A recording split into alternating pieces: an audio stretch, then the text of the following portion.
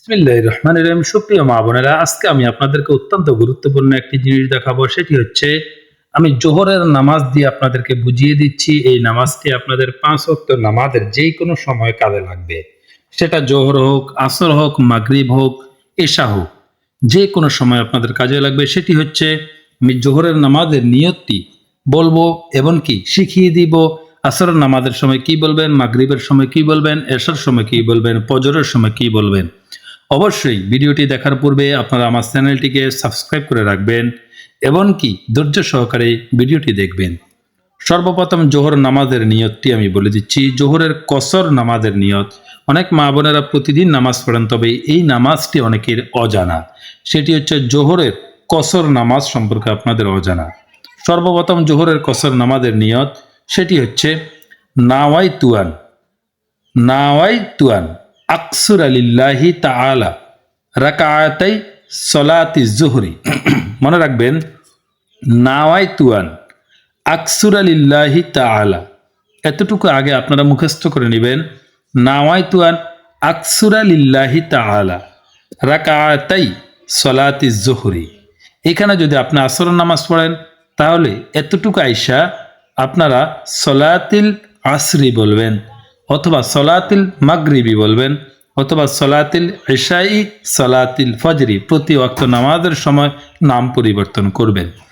এরপরে পড়বেন ফারদুল্লাহি তাআলা মুতাওয়াজ্জিহান ইলা জিহাতিল কাবাতিশ শরীফাতি আল্লাহু আকবার। আমি আবার বলে দিচ্ছি, আপনারা মুখস্থ করে নেবেন। নাওয়াই তুয়ান আকসুর আলিল্লাহি তাআলা রাকাআতাই সলাতি জুহরি ফারদুল্লাহি তাআলা মুতাওয়াজ্জিহান ইলা জিহাতিল কাবাতিশ শরীফাতি আল্লাহু আকবার। এরপরও যে সমস্ত মা বোনেরা আরবিতে পারেন না, আপনারা বাংলাতে এইভাবে উচ্চারণ করবেন। নাওয়াই তুয়ান আকসুর আলিল্লাহি তাআলা রাকাআতাই সলাতি জুহরি ফারদুল্লাহি তাআলা মুতাওয়াজ্জিহান ইলা জিহাতিল কাবাতিশ শরীফাতি আল্লাহু আকবার।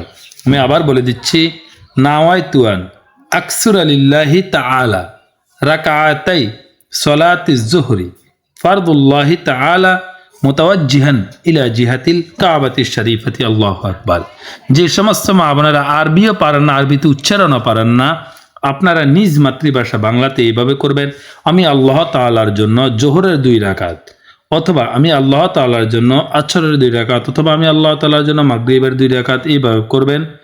2 রাকাত ফরজ কসর নামাজ আদায় করার নিয়ত পোষণ করলাম কেবলামুখী হয়ে। আল্লাহু আকবার। এবার আসেন আসর ও এশার কসর নামাজের নিয়ত এরূপ। শুধু আসর বা এশার নাম উল্লেখ করতে হবে, আমি যে কথাটি পূর্বে বলেছিলাম। আজকে ভিডিও এই পর্যন্ত। অবশ্যই আমাদের চ্যানেলটিকে সাবস্ক্রাইব করে আমাদের সাথে থাকবেন। ধন্যবাদ।